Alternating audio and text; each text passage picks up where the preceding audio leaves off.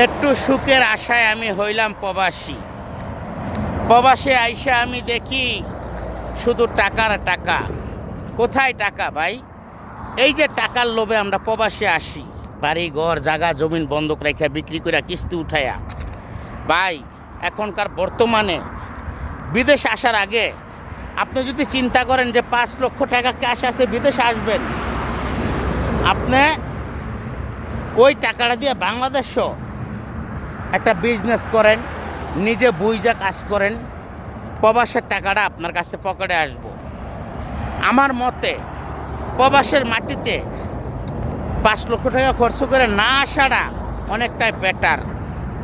ওই 5 লক্ষ দিয়ে যদি আপনি বাংলাদেশে যেই কোনো বিজনেস যেই কোনো কিছু করেন, মনে করেন প্রতিদিন আপনি 1,000 টাকা ইনকাম করতে পারবেন।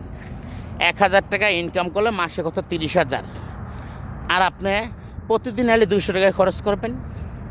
তো ওই হিসাব করে আপনি যদি ঘরে পড়তে যদি বাংলাদেশে মনে করেন 20,000 টাকা রাখতে পারেন খায়া খরচ করে, তাইলে হিসাব করেন প্রবাসের 70,000 টাকা বেতন আর সেটা বাংলাদেশের 20,000 এক সমান।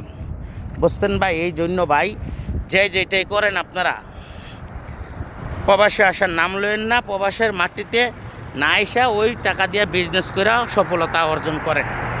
আসসালামু আলাইকুম, ভালো থাকবেন।